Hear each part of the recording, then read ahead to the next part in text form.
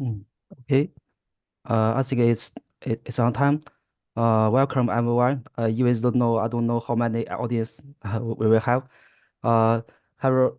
Good night, everyone. My name is Hassan Zhao. It's my honor to be the chair of today. It's a graphics webinar.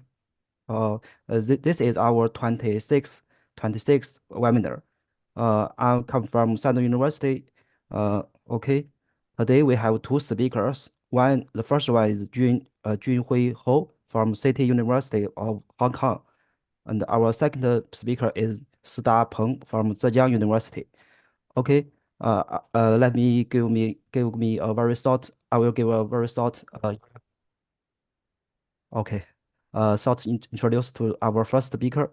Our first speaker is Junhui Ho from City University of Hong Kong. His speaker title is Empowering Deep Modeling of 3D Point Cloud from Representation Learning Mechanism to Loss Function. Junhui is a professor in the City University of Hong Kong. He research interests including multi-dimensional visual computing, including light fielding, hyperspectral geometry, and event data. Okay, let's welcome Junhui for the first talk. Thank you. Yeah, hello. Good evening, everyone. Can you hear me? Yeah, I can Okay, hear you. yeah. It's very clearly. Okay, okay. Thanks to Professor Zhao for the introduction. Yeah, I'm Junhui from City University of Hong Kong.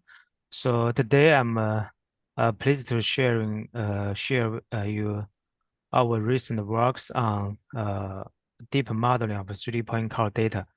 Yeah, so yeah, first we use several pages to show you the background. So for point cloud, I think all of you are familiar with this kind of data. It's a kind of a raw data or to represent the 3D geometry, right? So it's a for 3D point cloud, actually it's a set of unstructured 3D points. Okay.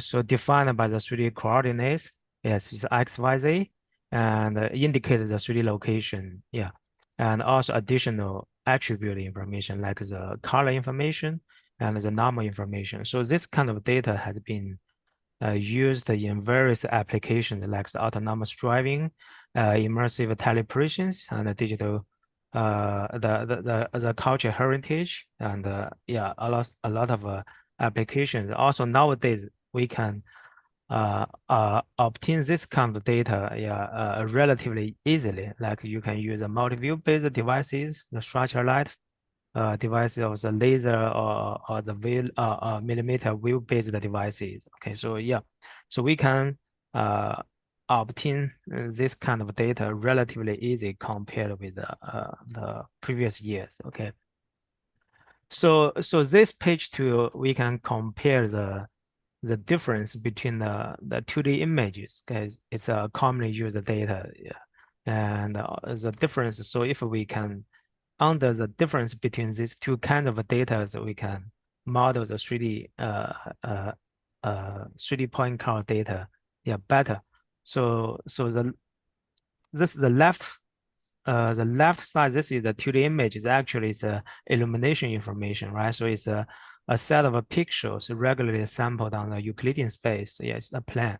But for 3D point cloud, it's a geometry information. As I mentioned earlier, it's a 3D coordinates, irregular sampled on the non-Euclidean space. It's a surface. Okay. So more specifically, so for the images, the image it can be sort of a sort of as a set of five-dimensional points, irregularly distributed. So it's a signal is the RGB values, and the index is the pixel index. We use the UV indicated index. If we want to use the deep learning, it's a convolutional neural network to process the 2D images. We process the signals RGB, and we can find out the neighbors. Okay, the neighboring pixel use the index, so it's quite convenient, right? But for point cloud, so as I mentioned, it's a geometry information, a set of 3D coordinates defined by the X, Y, Z. Okay, So for this kind of information used we process the data. Yeah, it's the signal. Yeah, to be processed. Also, we use this data to this information to find the neighboring points, right? So to aggregate the local information. Yeah, so this is a fundamental difference between these two kind of data. Also, I call this data this kind of this difference as uh, the unstructured property. Okay, also this unstructured properties challenge the development of deep modeling of 3D point cloud. That's how to design the downstream algorithm. Okay, it's more challenging. Okay, more difficult than the convolutional neural network. Okay. Also, this irregular unstructured data pose challenge to design the loss function. It's, for the image later we'll introduce. For image, we can use the pixel-wise, right? Like the PSR, the MSE, or other kinds of L1 loss. But for point cloud, there's no correspondence. Okay, as I mentioned earlier, there's no index, no a predefined structure for point cloud. Okay. Yeah, so for deep learning, for convolutional neural networks have been widely used to achieve great success to process the 2D image, right? So this is the basically analogy to the convolutional neural network. We can design the 3D point cloud data, the deep architecture for modeling 3D point cloud data, like the commonly used modules, okay, in convolutional neural network is like the convolution, right? So to aggregate the local information and improve the pixel from the pixel domain to the feature domain, right? Also the pooling operation, deconvolution, to increase the dimension, also the loss function. So similar to the CN, we can design a deep architecture for 3D point cloud, right? Like so as I mentioned earlier, the points are irregularly distributed, so we can apply the CNN. Okay, so in other words, fundamentally, it's a difficulty to there's no predefined structure. Okay, so how to define the neighbors? Okay, it's a challenging issue. So here we can use MLP to improve the data from the spatial domain to the feature domain. Also, how do we can aggregate the neighboring points to aggregate the local information. Okay. Also, we need the permutation invariant aggregation. For the pooling, it's a sampling, right? It's a sampling like the random sampling or farthest point sampling or other kinds of other advanced sampling method. For the deconvolution, you can simply you can use the duplication or interpolation. Okay, so for the loss function, the two commonly used loss functions, the transfer distance and the Earth mover distance, right? So this is the how to design a deep architecture for modeling 3D point clouds, right? So over the past year, since the pioneering net is, work is a point net, right? So there are a number of deep architecture. So here we focus on the point-based framework. That is, we process the network. The network consumes the points, okay, consume points directly without the pre-processing, like the projection virtualization, right? So here, this is some representative deep architecture for modeling 3D point cloud data directly, okay, without the pre-processing. Okay, so here I summarize the major challenge and the difficulties faced by this pipeline. Like the first one is it's the computationally and memory expensive. So it's it's a time consumer or memory consuming because due to the following operations like the neighboring search, you can use a KNN or ball query or other uh, to find the neighbors, or also the downsampling, like the FPS, right? So we know this operation can be implemented in parallel, right? Also, upscaling is interpolation. So these operations will produce many intermediate data, also resulting in it's memory consuming and the computationally expensive. Okay. So this is a statistic about the memory consumption and the inference time. Okay, so like the point net plus DGC and the point transformer, right? So this the horizontal axis is the number of points. Okay, so the vertical is the time and the memory cost. So here you can observe if we feed to about 20,000 points, the the the inference time go up to more than 1 second. Okay, also the memory. Okay, the memory is go more than 16 gigabytes. Okay. So the second issue is the representation capability of the point-based feature aggregation is sufficient.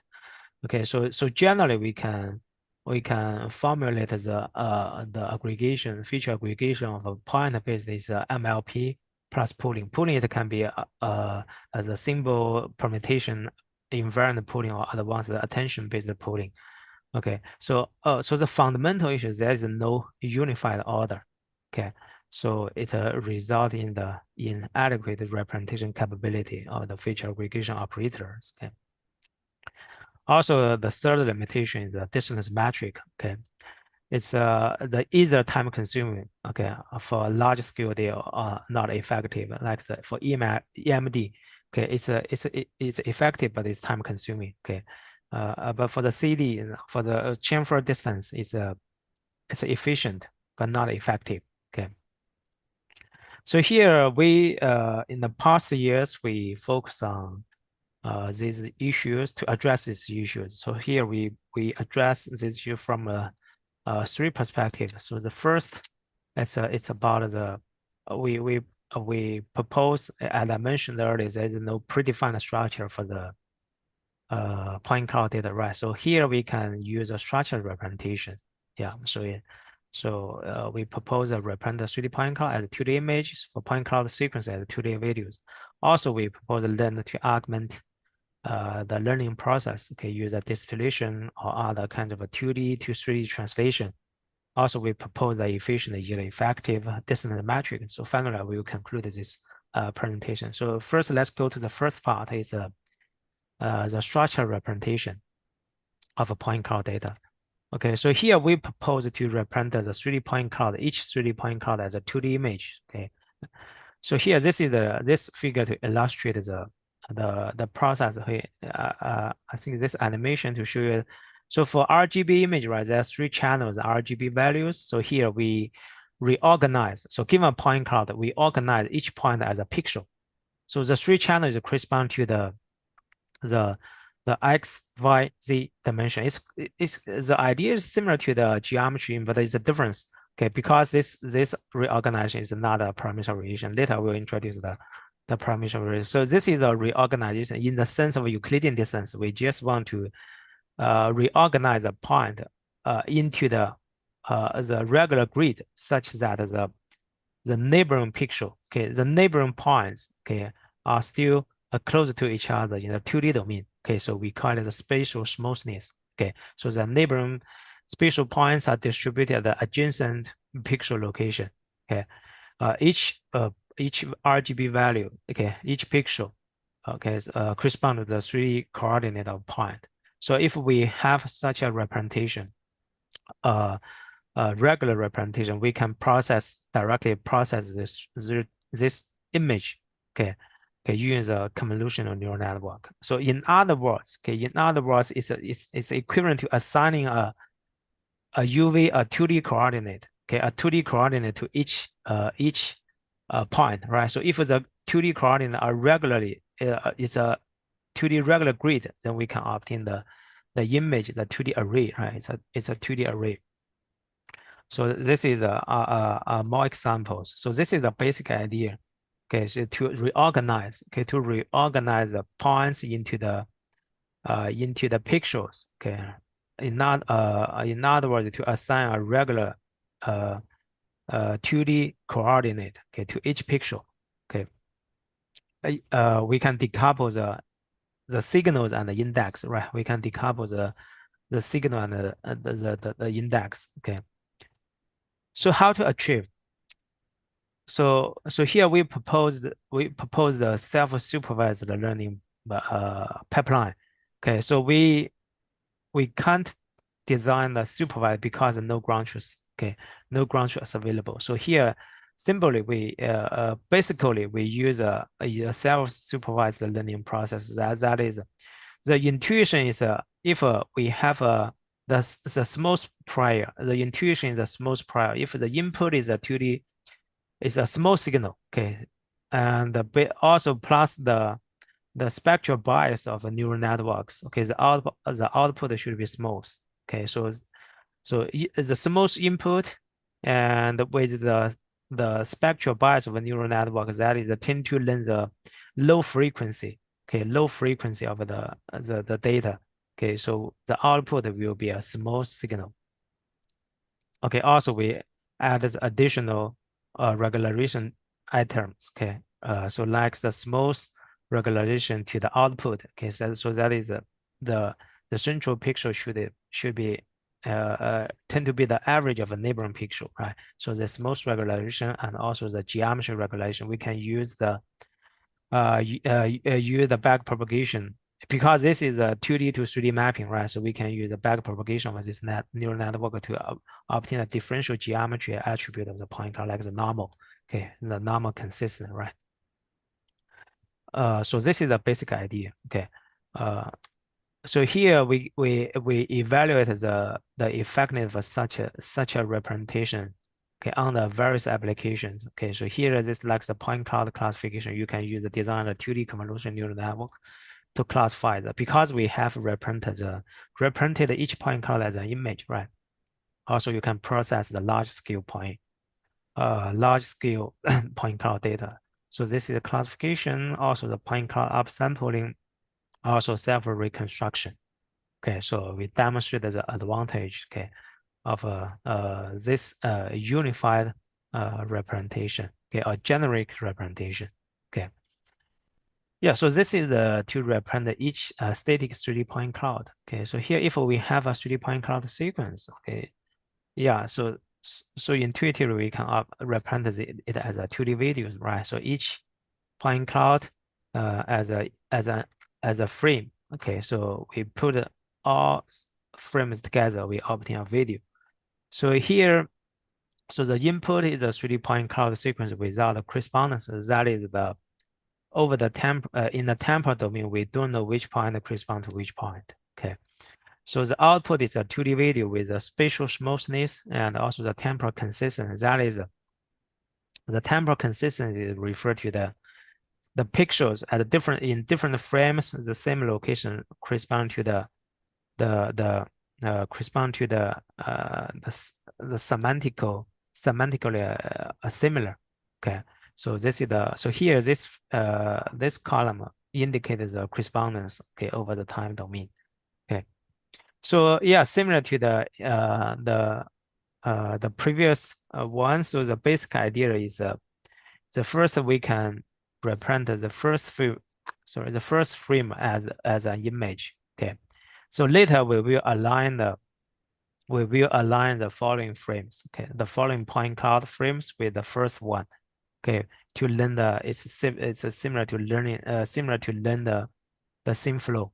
Okay, over through optimization. Okay, so if to learn the offset, then we can achieve the spatial smoothness and also the temporal consistency. In this way, we can obtain the a 2D videos. Okay, so here this is some applications to verify the effectiveness of this representation, like the 3D action recognition. So here, that is a point cloud-based data, okay, to recognize the action. Okay.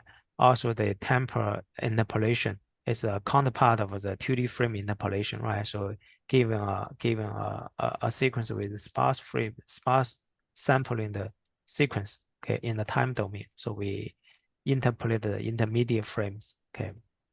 Also, like the 3D point cloud sequence compression. Okay, you can use a mature 2D video encoder codec to compress the 2D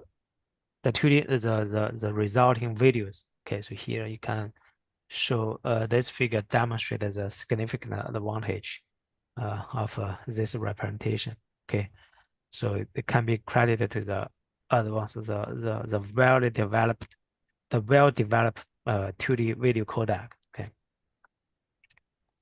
Yeah, we can go further. So as I mentioned earlier in the previous page, so we reorganize the idea, the resulting image is similar to the concept of geometry image, right? Proposed in 2000, right? So about more than 20 years ago, it's based on the parameter relation, right? Mesh parameter relation. But for the previous two representations, so we reorganize the point in the sense of a Euclidean distance. So it's just the neighboring points in 3D space to be are located in the adjacent grid. Okay, in the sense of a Euclidean distance. But here, so for the original concept of geometry image under the mass obtained via the mass parameter relation, right, to find a bijective mapping, okay, to minimize the angle or area distortion. But there's some limitations, okay. It limited flexible with the input the mesh, okay. It requires a well-behaved mesh, okay. So like the triangle should be regularly distributed, okay. Also, if it's a closed model, we have to find out a good cutting seam, right? So the question is, can we parameterize a point cloud without connectivity? So that is given a point. Given a point cloud, can we map the points to 2D domain, okay, with the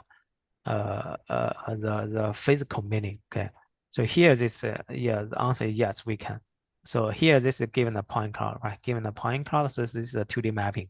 Okay, so this is a 2D mapping. So here we put the checkbox to show you the distortion. Okay, to show the distortion. Also here the last row, the bottom row to show you the green line.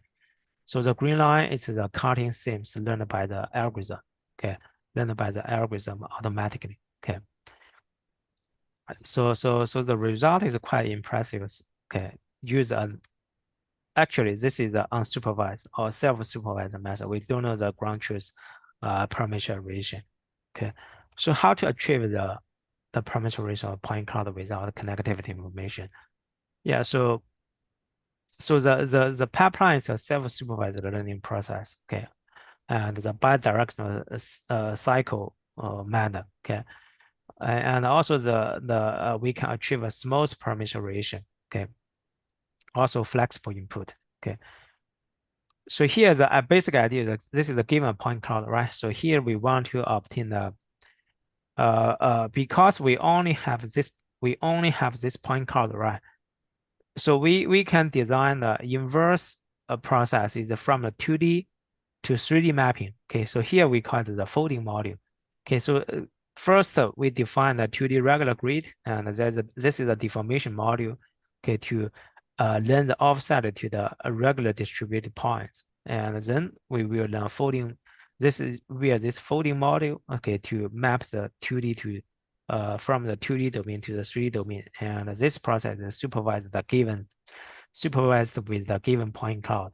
But in practice, we want to obtain the 3D to 2D mapping, right? So here we can add the cycle process. Okay, so we can add the unfolding module.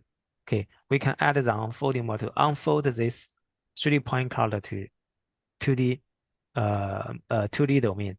Also, we can use the loss. Okay, but this module, this branch is we only use a given point cloud to supervise the learning, but we don't feed the point cloud to the network. But in practice, we can feed the model, the point cloud to the network, right? Then we will add the following branch. So here, given the point cloud, we still copy the unfolding module. So here, these two modules share the same network parameters. Okay, so here we obtain this is a 2D. Then also we learn add the folding module. Okay, to fold this one to point cloud and add the L1 loss. Okay, because we know the correspondence. Okay, under this module, under this branch. Okay, so in other words, the following branch it can be thought of as a regularization. Okay, as a regularization, because in practice we know the 3D point cloud, right? We want to feed the 3D point cloud to the network instead of using the point cloud as a supervision, somewhat weak, right? So if we can feed the network the point cloud to the module, okay, directly, then we can learn the parameterization better. Okay, so this is the basic idea. Yeah, so also we add a conformal regularization to the folding module. Okay. Yeah, so this is what's the time now? Yeah, we still have yeah, so this is a more result and Alexa. So here you can observe the uh, the the green lines, the learn cutting seams. Okay. Also, we compare with the slim, the mesh-based parameterization.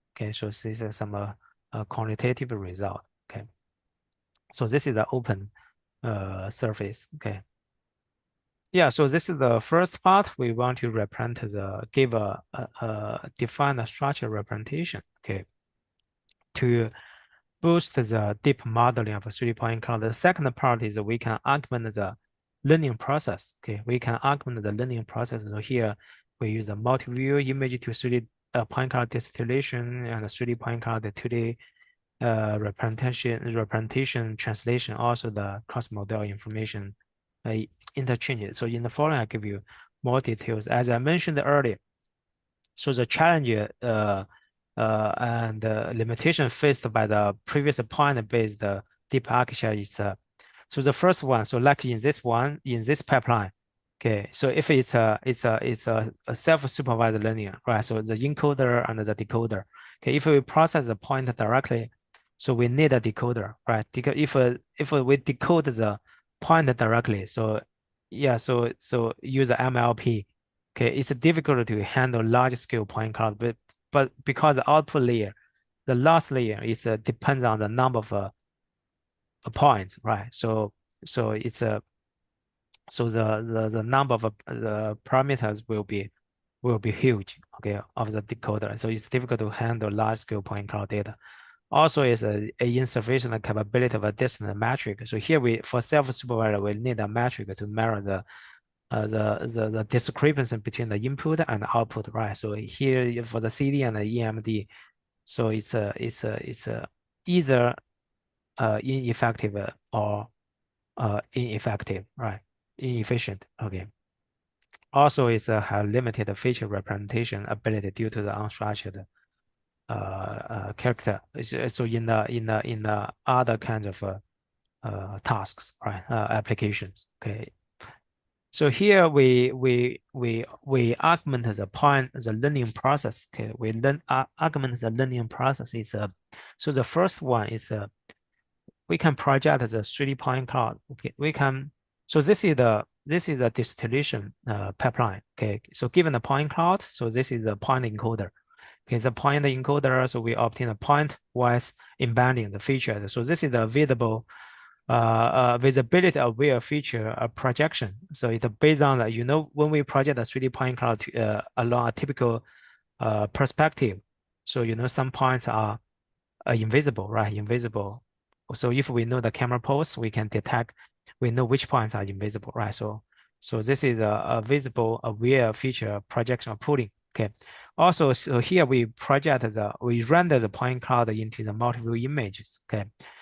And so this is a 2D image. Although the 2D image, if we render the point cloud into 2D image, we will miss some 3D geometry. But for the 2D image, it has a regular structure, right? So we can use a CN to extract features to obtain the feature embeddings. Okay. So here, this is a teacher network. So we can align the image feature and the point feature. So this is after the pooling. Okay, the visibility aware pooling. So we can align the image feature and the the the point features. Okay, so after the training, so this is the the point encoder. Okay, point encoder. Okay, So in this way, so we augmented the decoder, okay, just align a feature, okay. So this is also known as a distillation, right? So here, this is some experiments to verify the. So here, like we can the pointer can be point net plus plus DGCN or curve net, right? So we can under this training process, we can improve the classification, the part segmentation, okay. Yeah, so in the paper, there are more applications. Okay. So the second one to augment is under the self-supervised learning process, under the self-supervised training. Okay, we want to pre-train a point-based encoder. Okay, so different from the distillation. So here uh, uh, uh, we do the translation.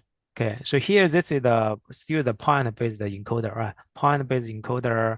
Also, we learn a view-specific pooling. Okay, so that is given a virtual camera pose. Okay, we this model to learn which point should be visible, which part is invisible. Yeah, so we learn the visibility instead of to detect the visibility directly. Also, we can do it.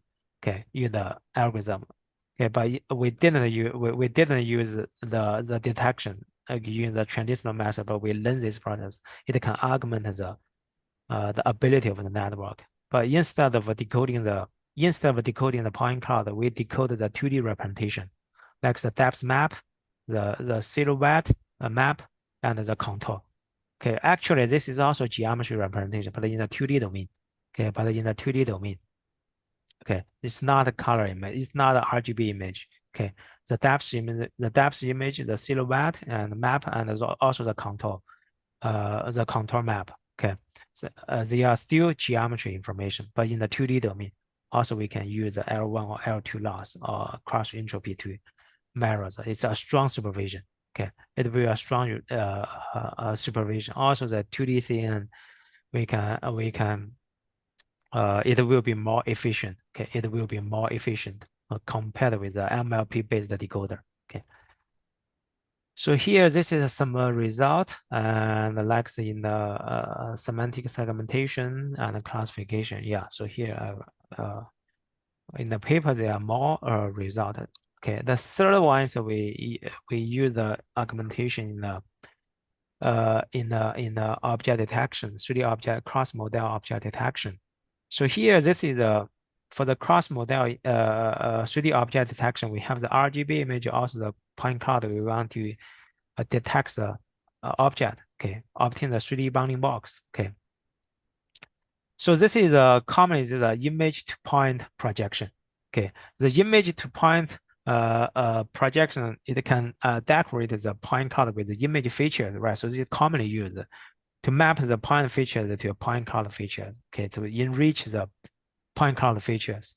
But here sorry, we do the inverse mapping. It's a point to image mapping. Okay, we map the point cloud data. We map the point cloud feature to the image domain. Also, we use auxiliary supervision task like the semantic segmentation and the NLC map estimation. The NLC is a normalized local coordinate map estimation. So it's a somewhat strong supervision in the 2D domain. So we expect this kind of information will be augment the 3D backbone, the ability of a 3D backbone via back propagation. Okay, the information will transmit to the 3D backbone. Okay, via this bridge. Okay, so in this way, can enhance the capability of a 3D backbone. It's a point-based backbone. Okay, it's a point-based backbone. Yeah, so here actually this result demonstrates it's indeed boosts the capability of the 3D backbone. Okay, so here this is a single model if we only consider point to pixel. So this is a pixel to point. Okay, so uh, uh, uh, this one, if you consider the point to pixel and also only consider this is a single model, only the 3D backbone. Okay, so we can increase the it's indeed increase the capability of a 3D backbone. Yeah, also this is to demonstrate that we need a auxiliary. We need the auxiliary task. Okay, so the supervision information will be back propagated via the bridge, the pointer to image projection. Yeah, so the third part is the distance metric. Okay, the distance metric, as I mentioned earlier. So yeah, actually for the distance metric, yeah, it's very important. Okay, if if the supervision is not strong enough, okay, so it will weaken compromise the capability of the network, right? Yeah, so here let's record the image for the 2D image. How can we produce the difference, the discrepancy between two images? So here the blue dot indicates the location. Okay, so actually the images for image it can be thought of as the signal that defined over the 2D grids, right? So like this one. So this is the for image one. So UV is the coordinate, right? So F is the RGB value, RGB value. So then we can calculate the difference. Okay, the difference between the corresponding pixels. Okay, indicated by the same location, the UV coordinate. But for point cloud, as I mentioned, there's no correspondence. Okay, there's no correspondence.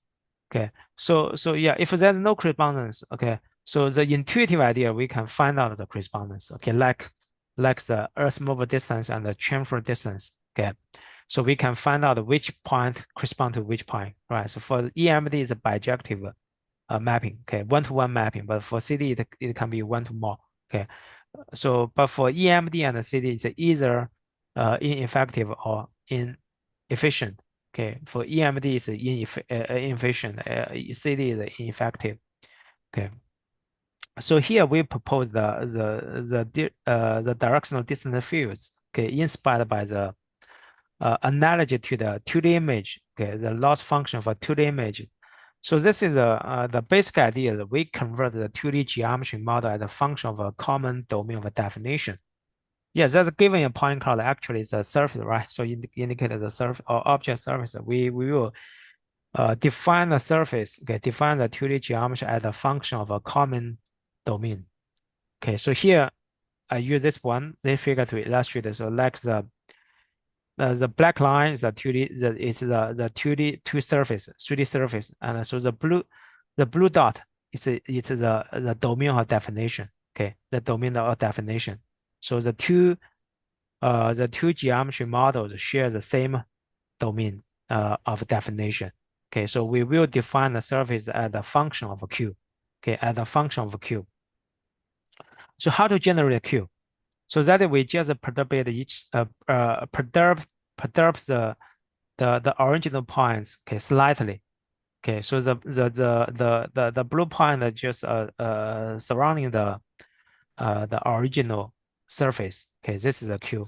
Then the next step we will define how to define the surface. It's similar to the unsigned distance function, right? So we measure the distance, okay, q the distance to the surface, okay, to the surface directional distance. Okay, so this is a function we define the 3D geometry as the function of a q, okay, as a function q. So here those is the four-dimensional function.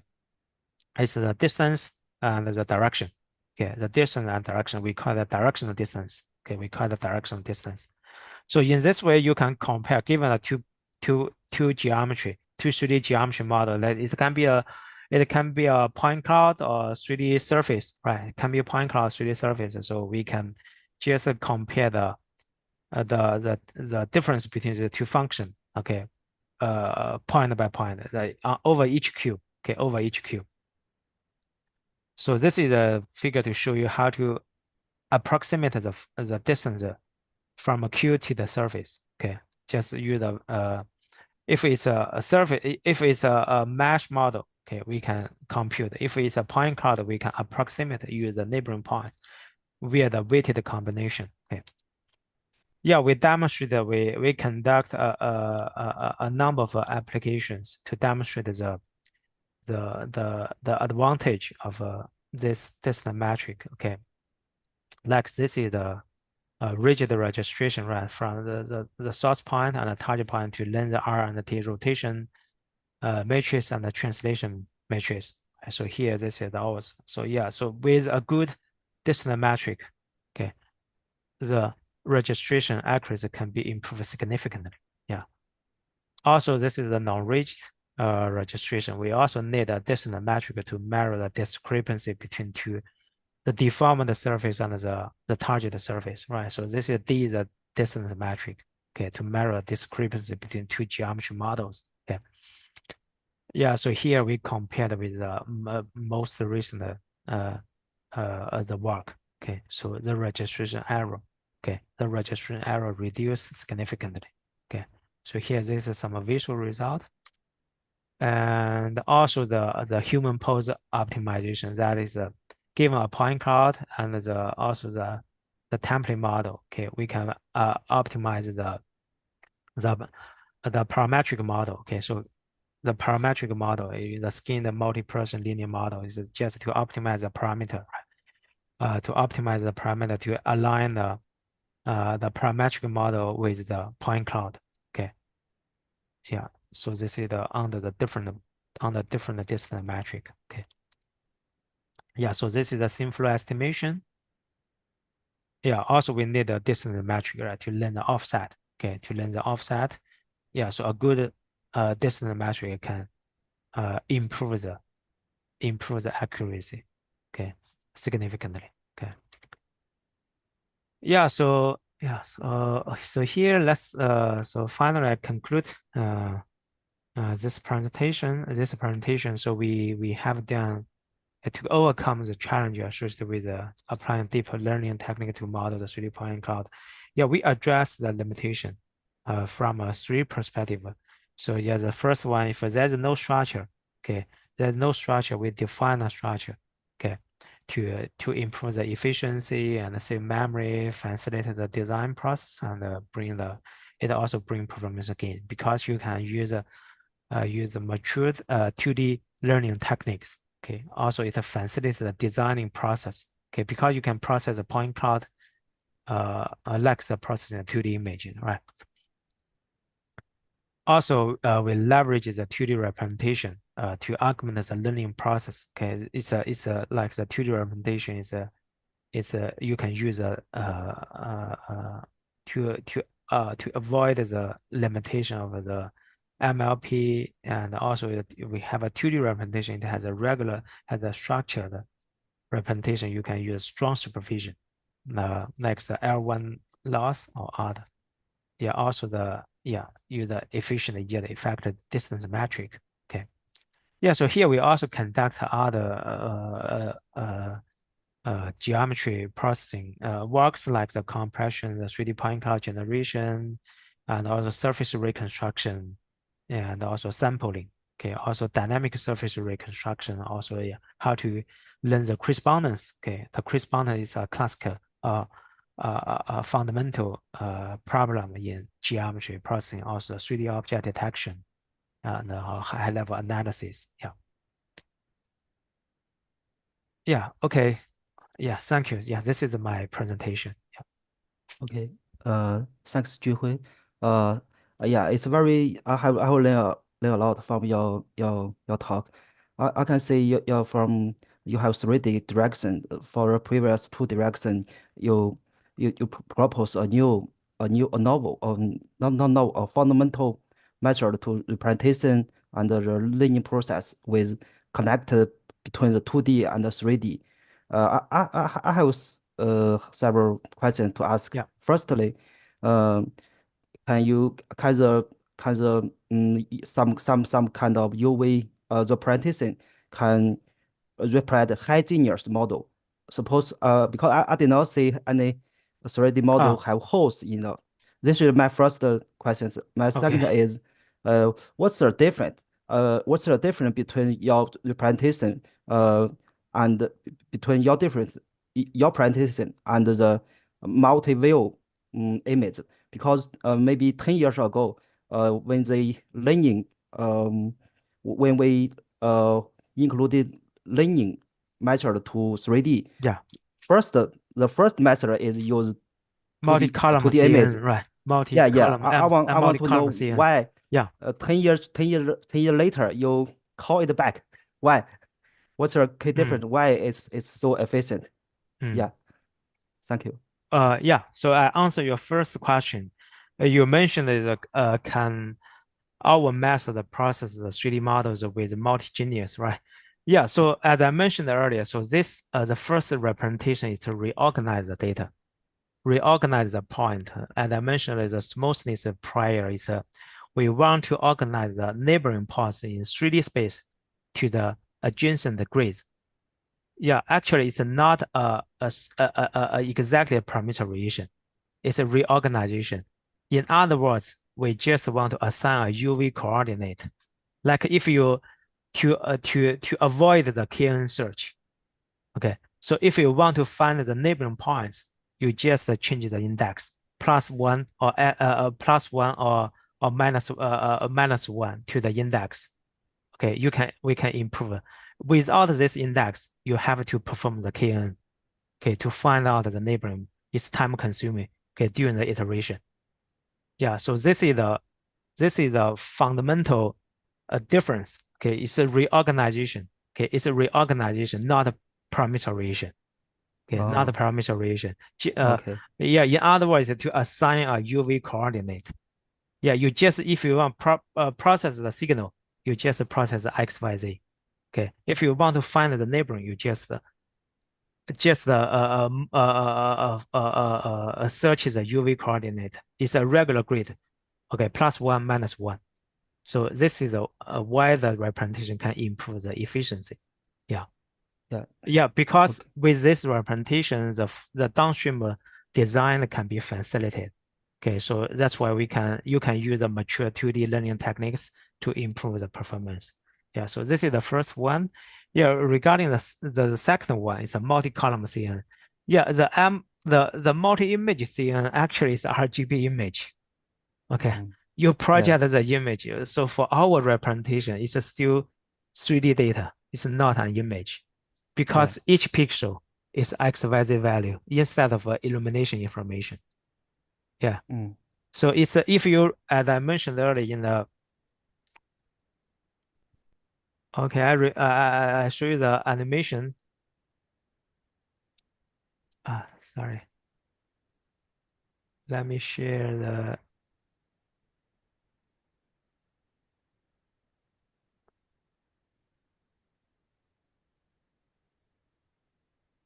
yeah, this one. Sorry. Yeah, like this animation. I'm not sure whether the,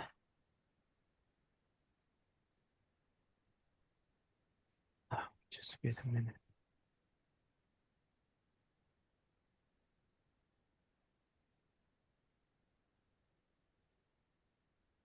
Yeah, for this animation. So here you project the point to 3D space. So no additional technician. You just collect each point, each pixel as a point. Okay, oh, each point is 3 channel XYZ. Okay, the XY RGB 3 channels. Okay, the value correspond to XY. Just take each pixel and put it in 3D space. It's a point. Okay, so okay, no any additional operation.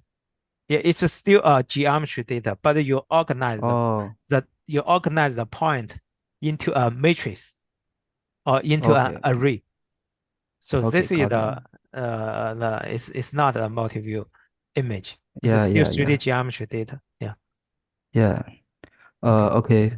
Thanks, Junhui. It Yeah. seems we have passed the 4 minutes. Okay. Yeah. Sorry, Star. Okay. Okay. Yeah. You can. I started Okay. sharing. Yeah. Okay, Star, you can start share your screen. At the same time, I will introduce. Uh, our second talk is coming from Star Peng from Zhejiang University. He will talk about something about uh here is his title. I just introduce Star. Sida is an assistant professor from the university. He just got his PhD last year. His research interesting lay in uh, building the next generation of volumetric medias for end users and the neural simulators for intelligence system. Yeah, okay. Let's welcome our second speaker, Sida Peng. It's your time.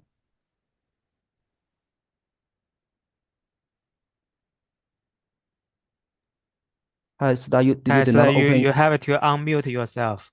Yeah, yeah. You have to open your. Okay, Yeah, okay.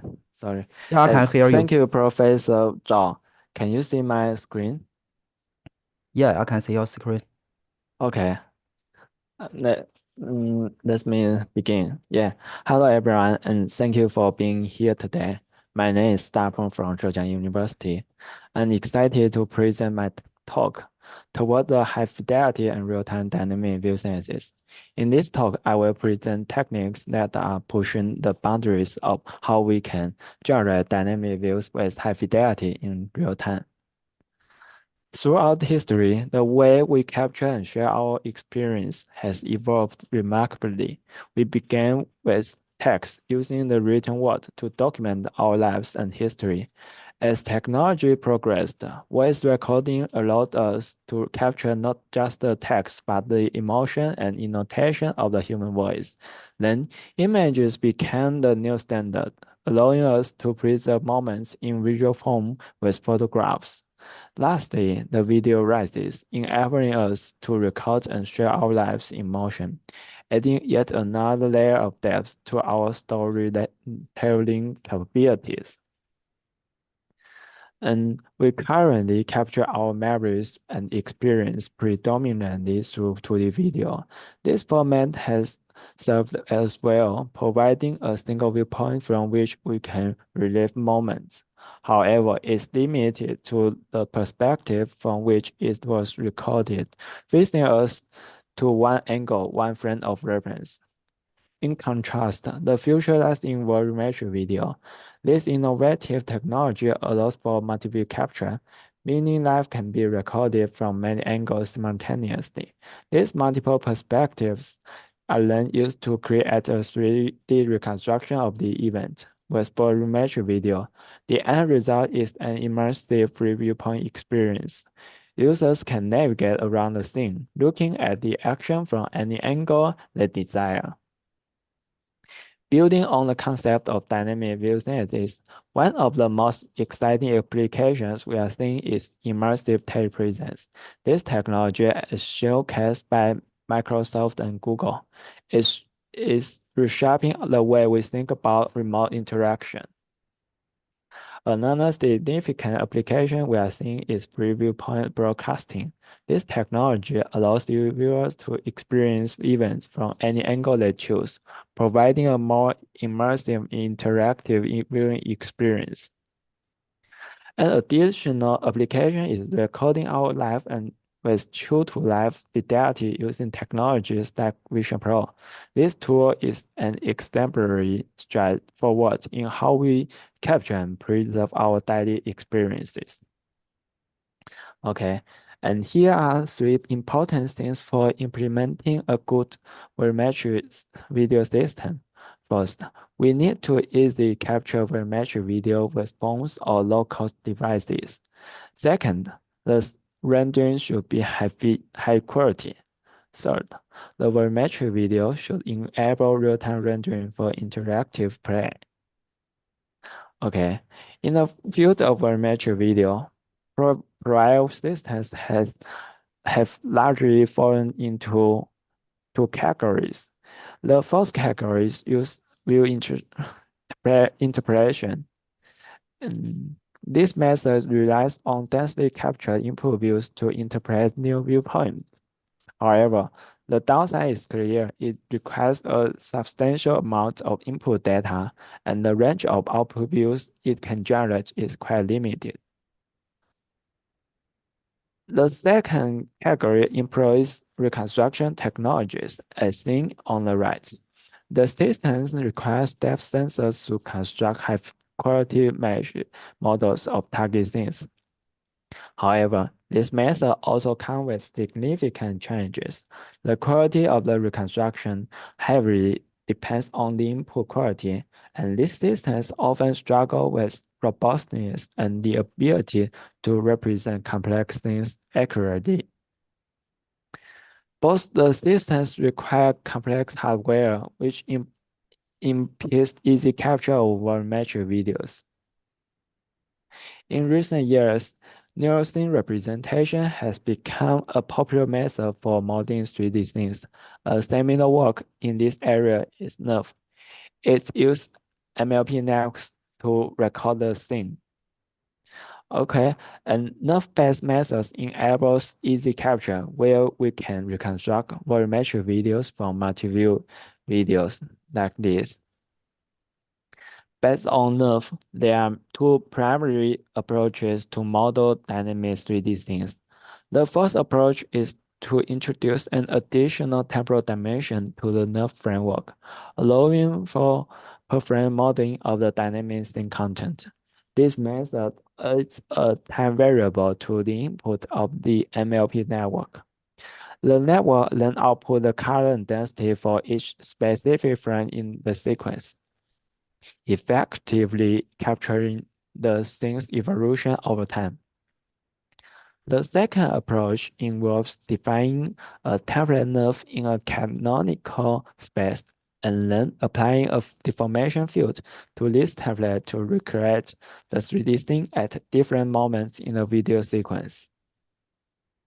The two approaches to dynamic scene modeling with neural radiance fields present here are pioneering efforts in this field. However, they both encounter significant challenges. A common issue for both categories is limited rendering speed. The second issue pertains to the quality of the rendering. This method tends to produce poor rendering results on complex things. The third issue is that this method cannot handle large-scale things due to the memory limitation and poor quality. In this talk, I will present our progress towards high fidelity and real-time dynamic view density.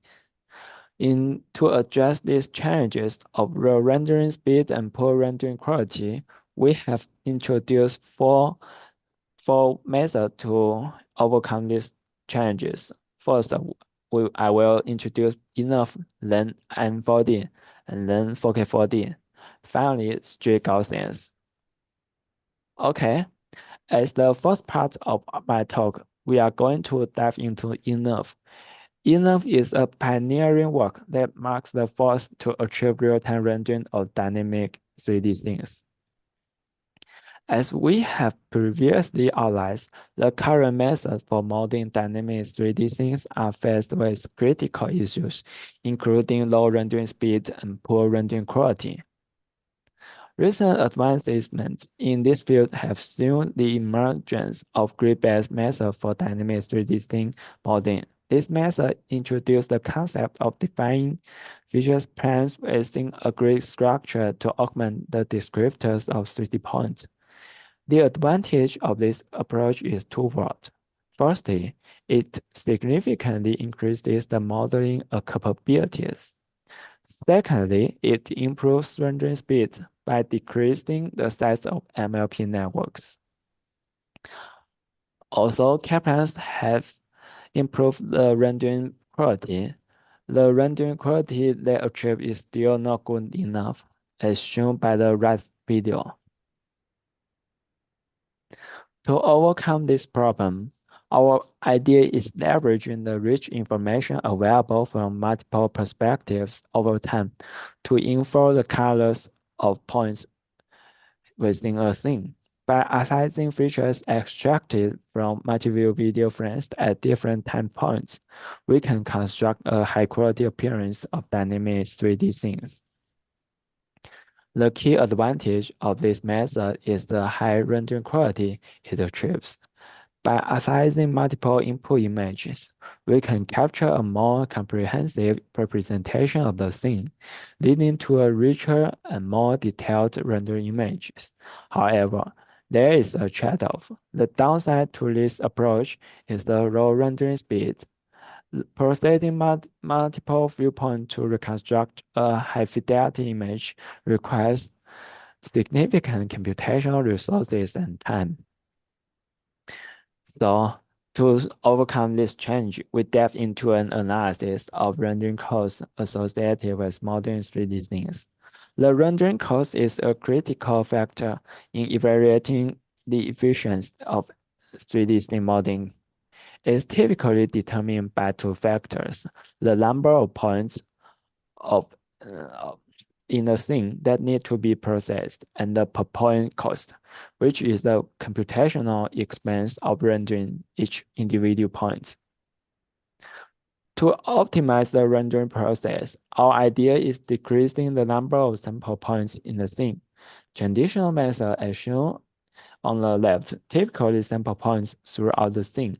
This exhaustive approach can be computationally expensive and inefficient, as it processes many points that may not contribute significantly to the final image. And our method, as illustrated on the right, proposes a more selective sampling strategy. We choose which points that are around the geometric surface of the scene, so we can reduce the computational burden. Specifically, our approach begins with the estimation of depths in non-view set using the multi-view stereo technique. This technique is crucial as it allows us to capture the geometric detail of the scene from multiple viewpoints, thus enabling us to create a depth map. Once we have estimated the depth, we proceed to the rendering phase. Here, we use depth-guided sampling to significantly speed up the render process. This method leverages the depth information to efficiently sample the scene and render it quickly without compromising on quality. Here, we present the quantitative comparison across two different datasets. On the left, we have the performance metrics on the D2 dataset. On the right, the nerve synthetic datasets. On both datasets, inner producing comparative rendering quality while being able to render a much faster speed. Here are two quantitative results of our new rendering techniques. And we outperform ST-Nerve and RealityWorks. Our technology also allows viewers to experience sports events from many angles, providing a more immersive and customizable viewing experience. Here are some results. We incorporate with a broadcasting company to obtain this data. Next, I will present the second part of this talk on 4D, which aims for better rendering quality. Although enough produces good performance, it still has some issues. The first limitation listed is multi-view inconsistency, namely the problem of achieving consistent rendering quality when the scene is viewed from different angles. The second limitation is poor rendering quality on edge regions. This typically refers to a loss of detail or clarity at the boundaries of objects within a scene. The edges are often the most challenging areas to render accurately due to complex interaction of geometry. Let's revisit the two categories of body reconstruction methods: grid-based methods and multi-view IBR methods. As shown on the left, grid-based method learn a global scene. On the right side, multi-view IBR method infer point colors based on multiple input images. Grid-based method can produce multi-view consistent results as they define global scene representations in 3D space. However, they may not deliver high quality when processing complex sequences, since the model capacity is limited. In contrast, multi-view IBR methods are capable of producing high-quality renderings that are rich in detail and appear very realistic because the input images preserve high-fidelity appearance of the target scenes. However, they tend to suffer from inconsistencies when the scene is observed from varying angles because they predict the geometry and appearance of the scene in the view space. Okay, to solve this problem, we introduced M4D, an approach that aims to combine the strengths of both grid-based and multi-view image-based rendering methods to overcome their limitations. M4D represents the geometry of the scene as a global grid-based representation. This is motivated by that the inconsistency is generally caused by the incorrect prediction of the scene geometry at each view. By learning the global geometry at 3D space, we are able to achieve multi-view inconsistent rendering. As shown on the bottom left, we represent the scene appearance with multiple images, considering the high rendering quality of multi-view IBR method. By doing so, our approach can produce multi-view consistent and high-quality rendering results. Here are qualitative comparisons on DNA rendering datasets. The rendering results of M4D appears to have better consistency and quality. The details, especially along the edges, are rendered with greater clarity, indicating that our method is successful in combining the strengths of both grid-based geometry and multi-view image-based appearance to produce a high-quality results. Here are quantitative results on DNA rendering datasets. Our method consistently outperforms baseline methods in terms of all metrics. We can significantly improve the rendering speeds of our methods by pre-computing the geometry field of the target scene in advance. Then, the cache geometry is used to guide the sampling process of volume rendering. Using this technique, M4D is shown to achieve 79 FPS on the Jeju mocap dataset, while ENUF achieves 51 FPS. Here are some quantitative results on DNA rendering datasets. DNA rendering datasets includes a wide range of human subjects and customs. The variety of clothing styles from casual to traditional clothes present different challenges for rendering, such as complex textures and forms. The results indicate the robustness of our rendering algorithm. We also show the capabilities of our method applied to different datasets, the inner outdoor datasets and the neural 3D datasets.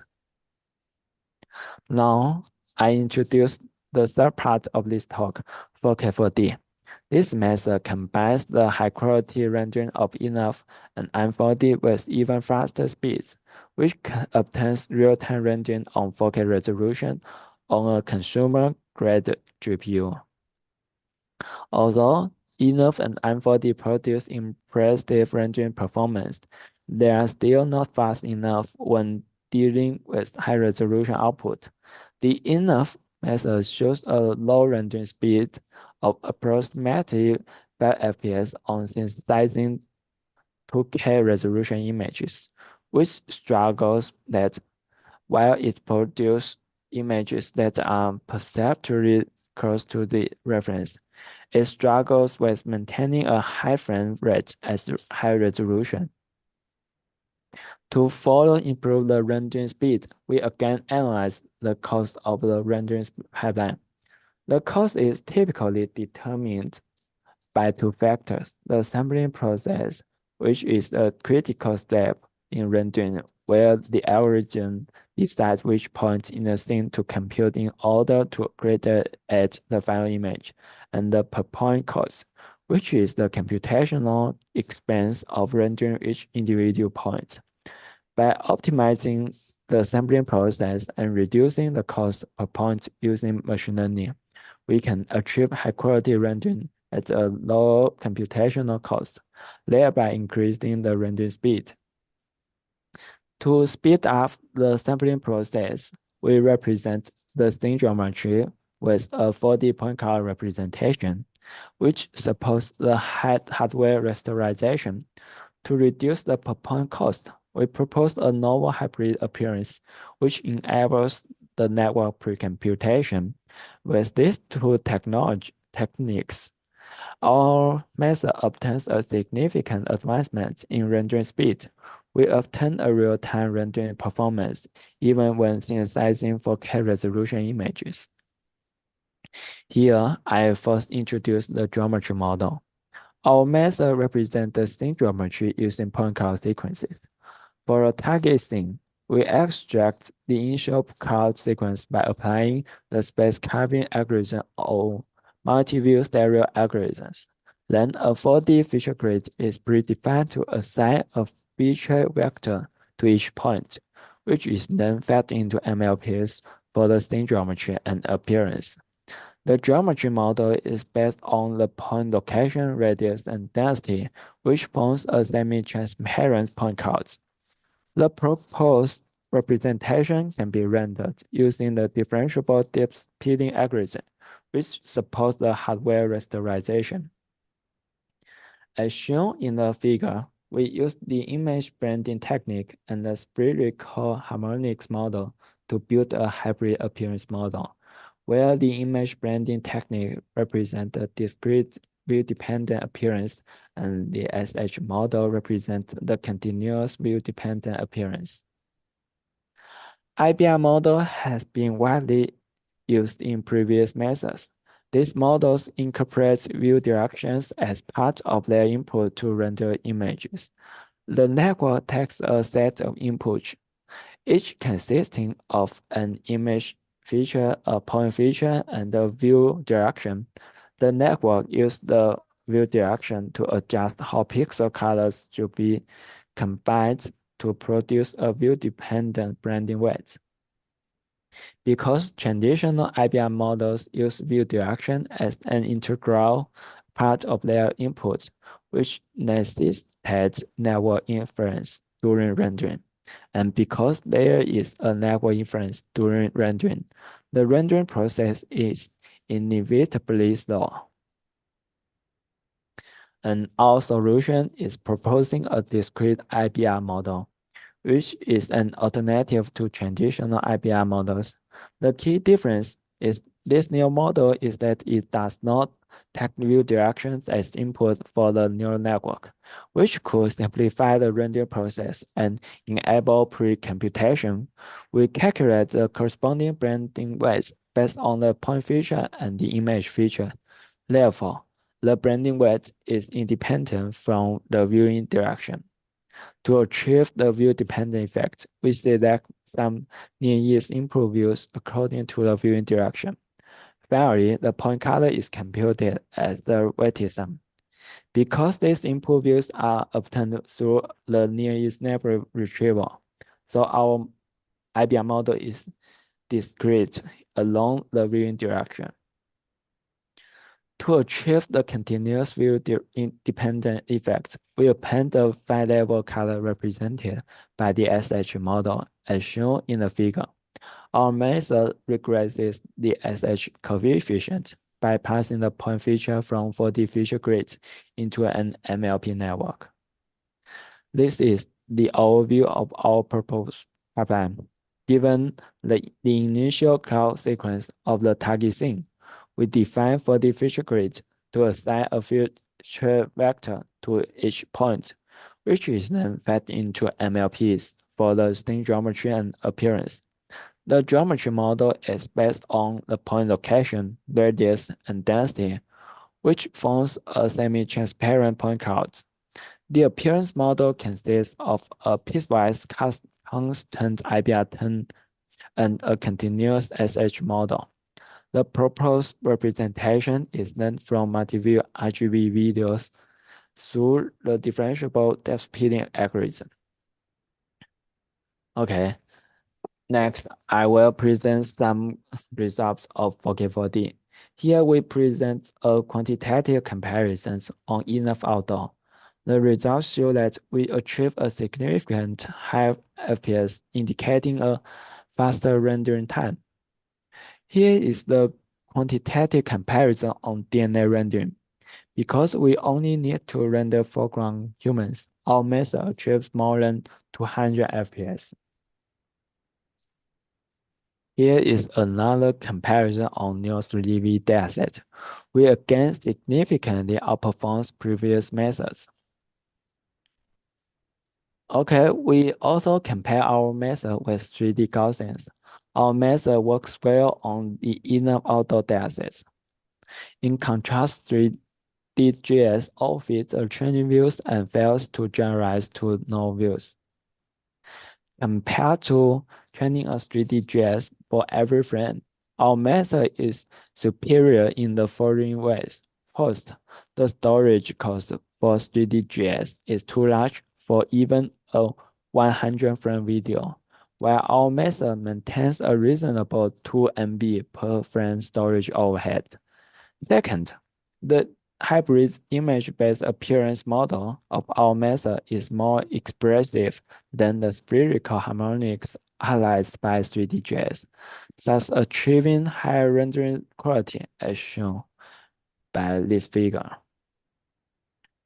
We also perform ablation studies to validate the effectiveness of the proposed component. The table shows that the complete model generally performs better than the versions without specific components, indicating that each component contributes to the performance of the model. Here we visualize the output of SH model. The view-dependent SH color compensates for the high quality but discrete IBR color. It provides the fine-level appearance that enables the continuous view-dependent effects. Here is a qualitative comparison between our method and compliance. As shown by the results, our method is much better than previous methods. And here is our comparison with our method and enough. We also present more quantitative results. As shown, this thing is complex because there are many peoples and they occluded each other. And here are more results. This data is captured by ourselves.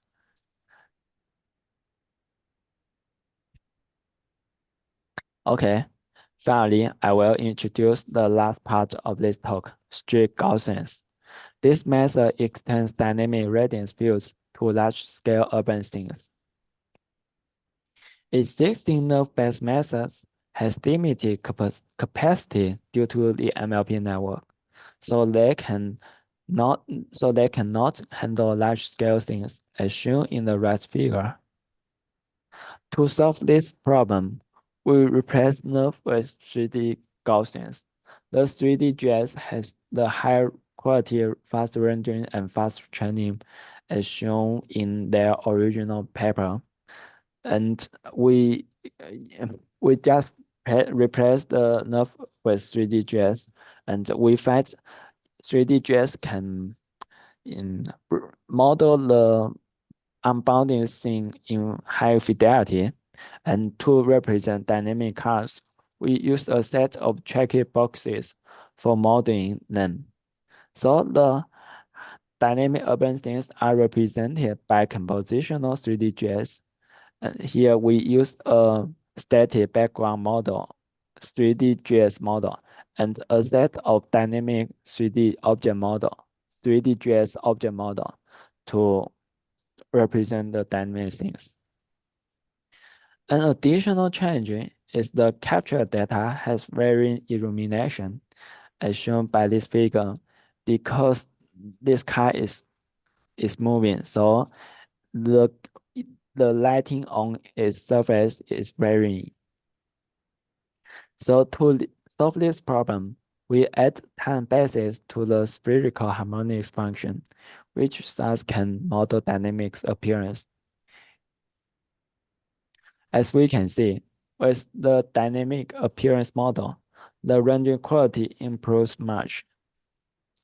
The bottom left is our result, and the bottom middle is the model result for this spherical harmonics model. Here is the quantitative comparison on the Waymo datasets. As shown in this figure, our results outperforms previous methods significantly, and we also has a much better FPS. And we also compare with recent recent enough methods. As we can see, our rendering quality is much better than enough.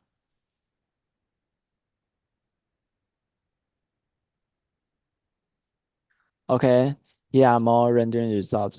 Our method is robust to various things. And not these results are not GT videos. They are render results. And our method can also be used for some applications, such as we can remove the background and obtain the foreground object. Second, we can edit the scene because we can decompose foreground object from the scenes, so we can add them into the scene. Okay, in summary, in this talk, I have presented our progress towards high fidelity and real-time dynamic view synthesis. And the four work have solved the challenges, including low rendering speeds, poor rendering quality, and limited scene scale. In the first work, enough is the first method that achieves dynamic view synthesis in real time. And the second work, M4D, achieves better rendering quality. And the third work, 4K4D, is the first method that achieves real-time rendering in 4K resolution.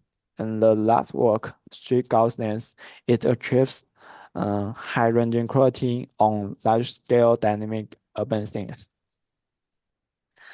Also, we have solved some problems in the field. There are still many problems to be solved. Our goal is making volumetric videos accessible to every end users. And to achieve this goal, there are still many challenges to overcome. The challenges are summarized into 4 main areas. The first challenge is how to develop a more diverse and easier to use capture devices. This suggests the need for a range of devices that can accommodate different scenarios and user skill levels, making the technology more accessible to a broader audience. And the second change is how to reconstruct volumetric faster from images. Faster reconstruction is important because improving the speed at reconstructing volumetric video, it will reduce the cost and is essential for many real-time applications.